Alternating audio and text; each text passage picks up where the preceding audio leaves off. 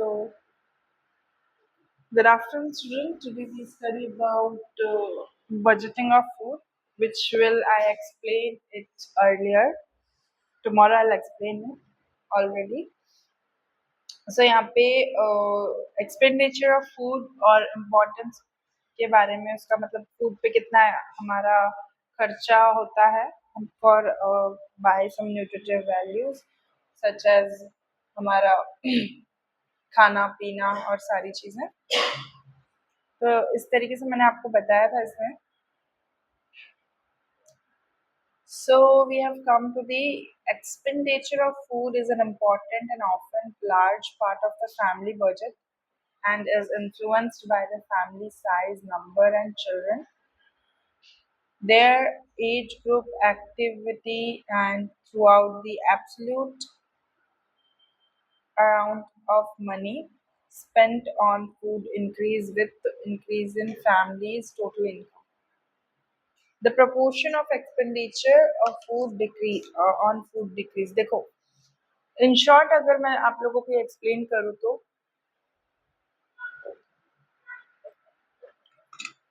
the meaning of budgeting of food is how we expend on our food और important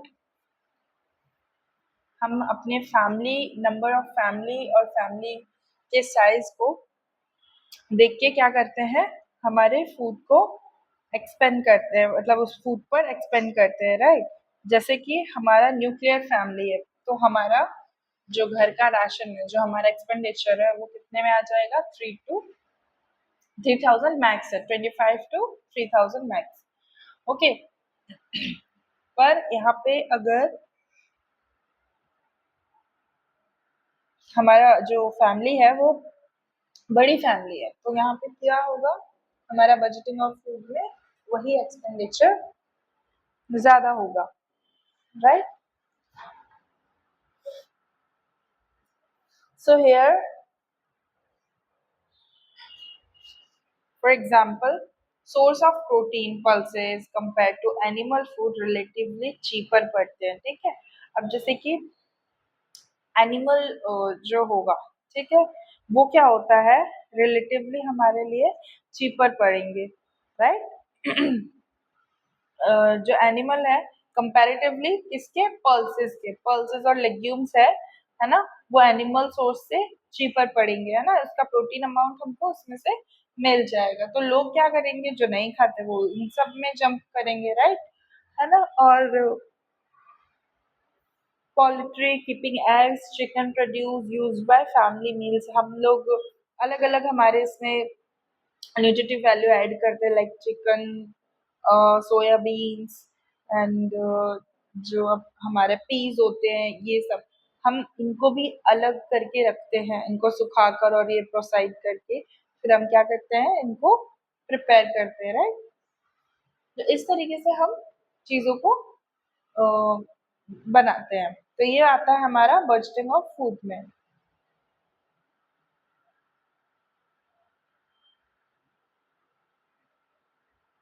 next हम बात करते हैं फैक्टर टू बी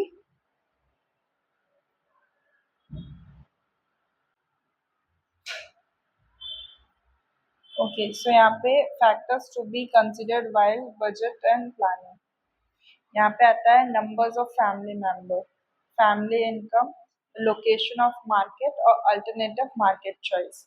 सो यहाँ पे नंबर्स ऑफ फैमिली मेंबर्स के अकॉर्डिंग हम क्या करते हैं कितने फैमिली मेंबर्स हैं age sex occupation increase meal और ड्यूरिंग प्रेगनेंसी अगर लैक्टेटिव मदर है तो उसको ज्यादा मील लगेगी प्रेगनेंसी है एडोलेसेंट है। तो इन सभी बातों का ध्यान रखते हुए हम हमारा क्या करते हैं बजट प्लान करते हैं राइट।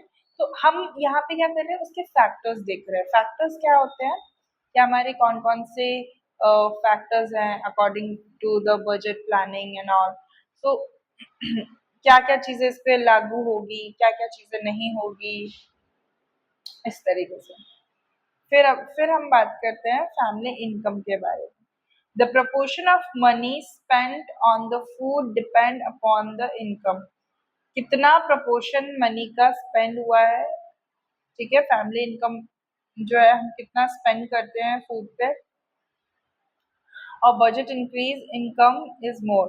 देखो बजट भी इंक्रीज होता है जब हमारे इनकम सोर्स ज्यादा होते हैं, जैसे कि अब कोई व्यक्ति है, ठीक है, कोई इंडिविजुअल है, उसका जो बजट है, सपोज उसको पर डे उसको समथिंग 200 रुपीज मिलते हैं, तो इस हिसाब से उसका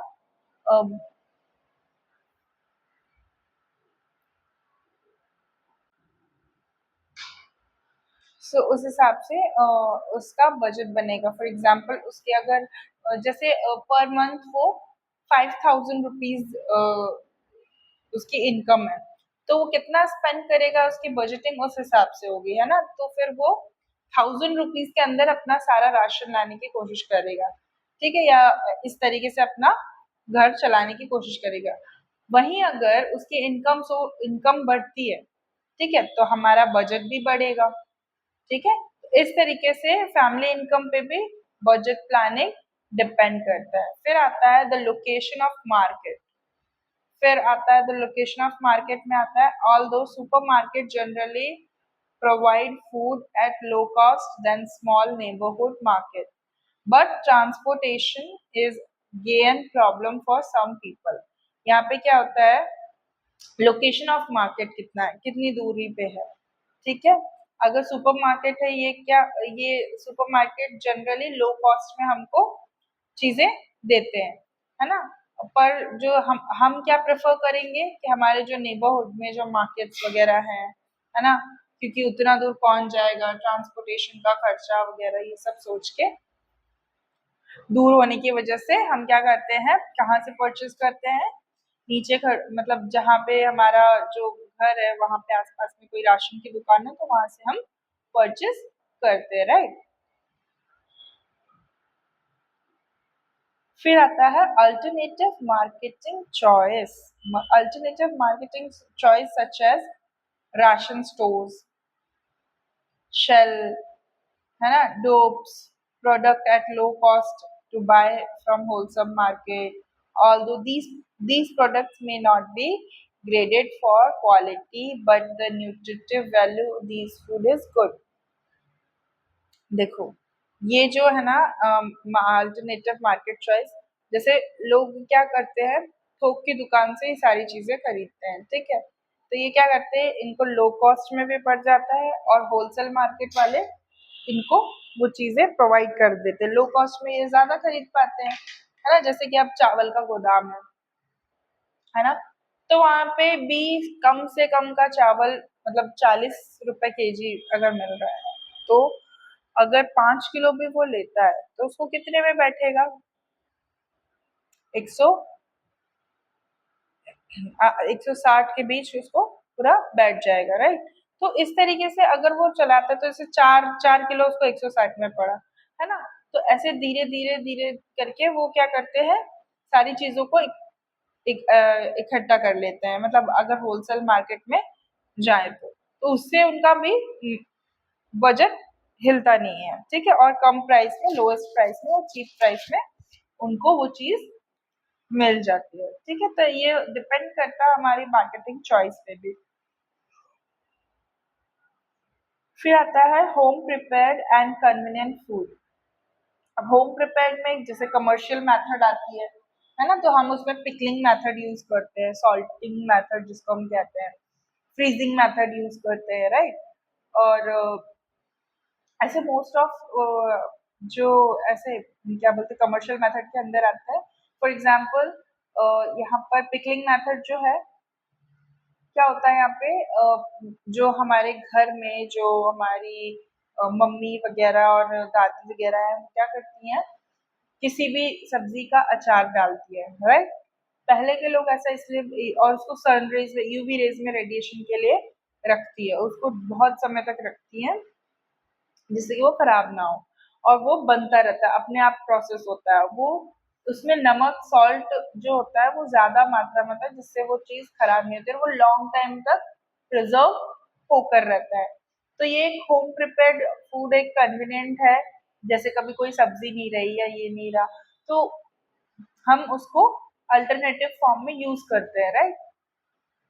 और ऐसे सूप्स, ऐसे जूस, ऐसे पिकल्स, जैम्स भी बनाते हैं, है ना, जो जेली वगैरह है ये भी बनती है ना, ये भी कन्वीनियंट होती है और ये भी इनकी भी सेल्फ लाइफ होती है, लॉन्ग लास्टिंग होती है और पैरासाइट वगैरह नहीं लगते। बट और फ्रोजन वेजिटेबल्स भी, जैसे हम ऑफ सीजन मटर लेते हैं तो फिर मटर का क्या रहता है, यहाँ पे ऑफ सीजन में हमको फ्रोजन करके मिलता है वेजिटेबल, राइट।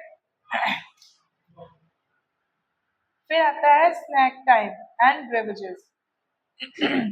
यहाँ पे this categories are sustainably increase the food expenditure without adding appreciably to the nutritive value. यहाँ पे क्या होता है, स्नैक्स टाइम में हम अलग अलग कैटेगरीज को डिफाइन करते हैं। यहाँ पे हमारी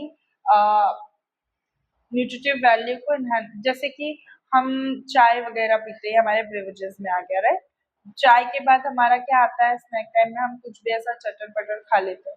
तो बजटिंग के टाइम पे, at the time of budgeting हम क्या करते हैं, ये सारी चीजें भी परचेज करते हैं, राइट, जैसे बिस्किट, कुकीज, है ना, चिप्स वगैरह।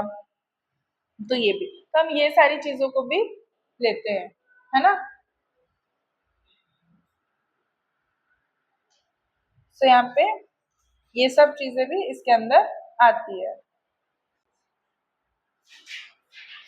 तो यहाँ पे स्नैक्स एंड बेवरेजेस के भी इसी तरीके से एड ऑन होता है। नेक्स्ट हम बात करते हैं useful tip for food purchasing, कैसे फूड को परचेस करना चाहिए, मैं आपको ये सिखाती हूँ।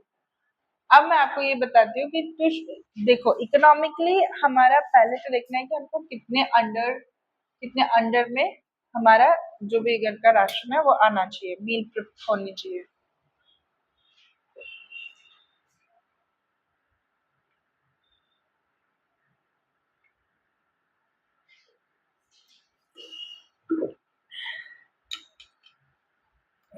सो यहाँ पे यही बताया गया, तो to shop economically while selecting nutritious food.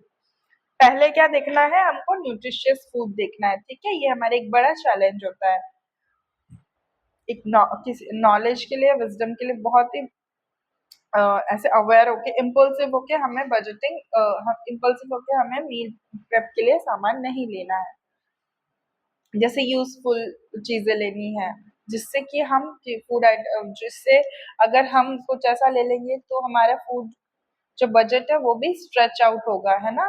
तो जितने रुपए में लेना है उसको ध्यान में रखते हुए ही हमें सारी चीजें करनी है। तो यहाँ पे क्या है, to shop economically while selecting nutritious food is a challenge which call for the awareness, knowledge and wisdom. Following are the useful tips which help to stretch the rupee and in the purchases of the food item. For तो यहाँ पे first है, सबसे पहले prepare shopping list so as to know what is needed and avoid extra tip for forgotten item। यहाँ पे क्या है,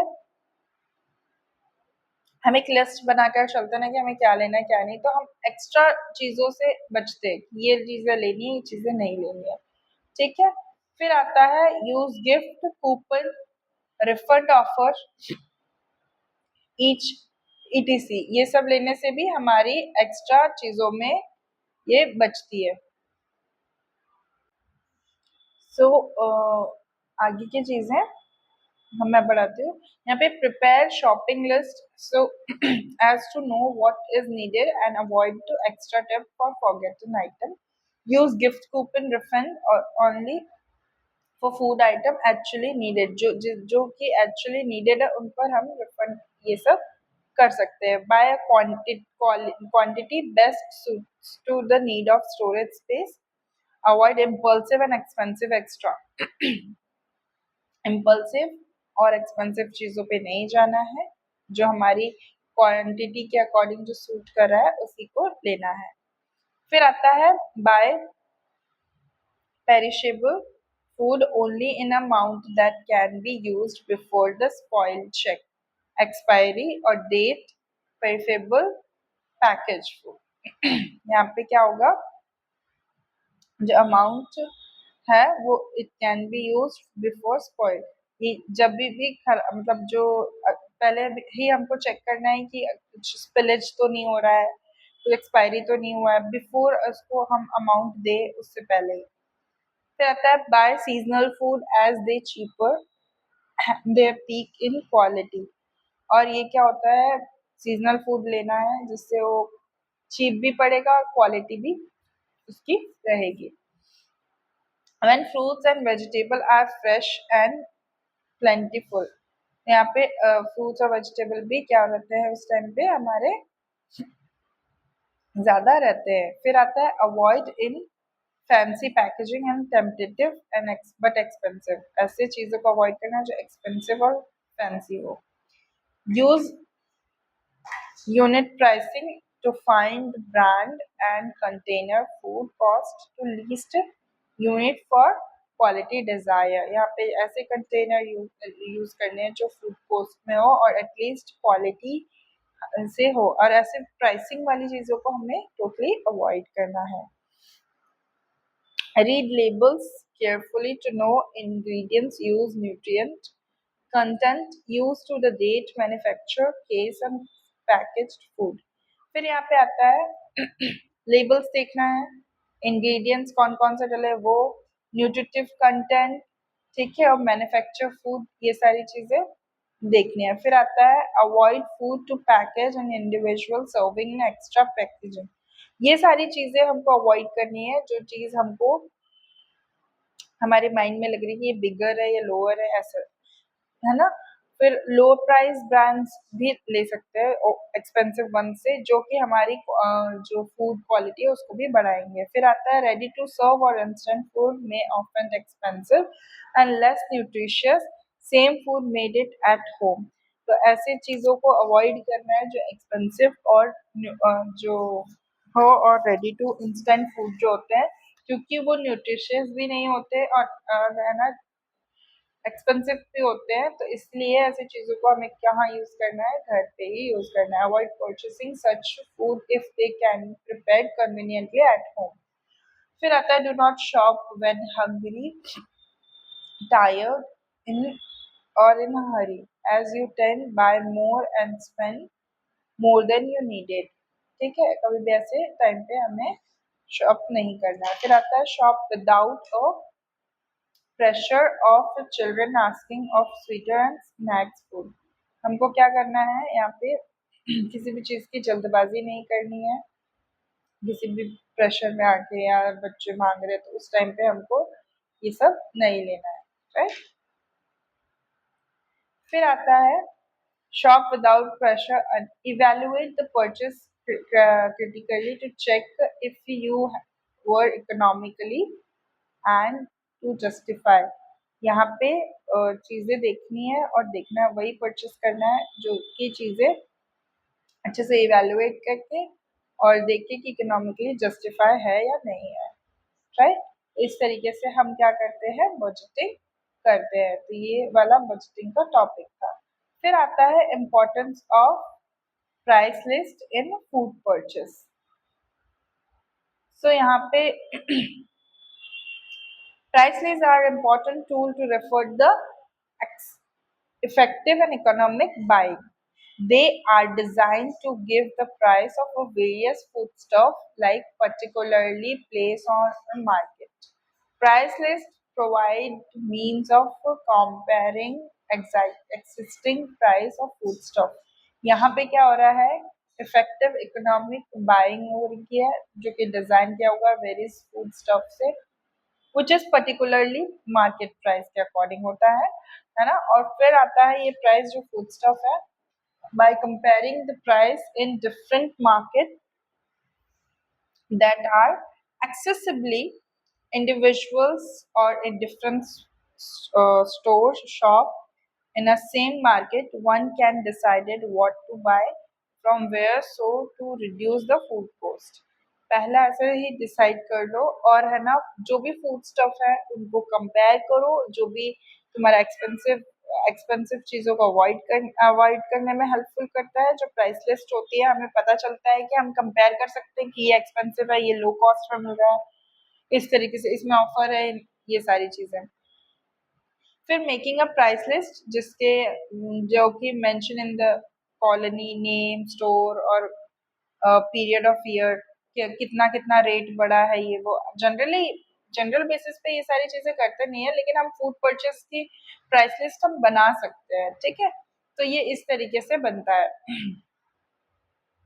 तो यहाँ पे क्या होगा, group food stuff into various categories such as cereals, pulses, vegetables, meats, fat. Under each category, list the common food item. क्या क्या है इनके अंडर में, जितनी जितनी चीजें आएंगी वो चीजों को, कॉमन फूड आइटम्स को हमको क्या करना है, कैटेगराइज करना है और इंडिकेट करना है, उसमें ईच का वेट कितना होगा मेंशन करना है, राइट। फिर आता है preferably to be kept constant at least within the same category so the price are pristine and comparable from.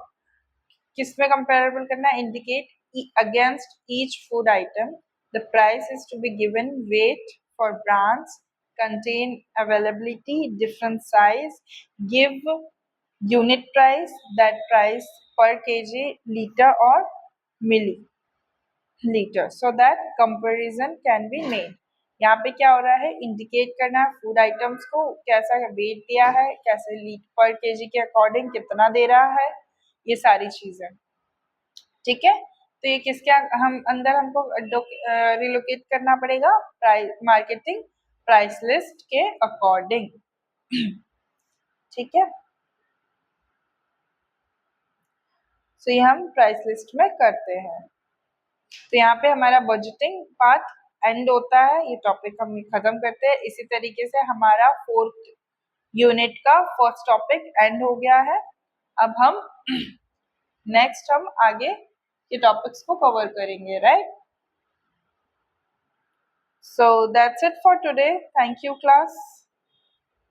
अगर आप लोगों को कोई डाउट हो इस रिगार्डिंग, और ये रिवीजन चल रहा है, इसके बाद मैं आप लोगों का रिवीजन नहीं लूंगी, ऑलरेडी मैं 2 बार ये पढ़ा चुकी हूँ। ये 3rd रिवीजन जो है मैं आपका फिर से कंडक्ट की हूँ, उसके बाद नहीं, फिर उसके बाद मैं माइक्रो स्टार्ट करूंगी आप लोगों का, ठीक है। तो अगर आप लोगों को इस रिगार्डिंग कोई भी डाउट है तो आप यहाँ पर आइए और यहाँ पर आकर आप पूछ सकते हैं। So thank you class, thank you.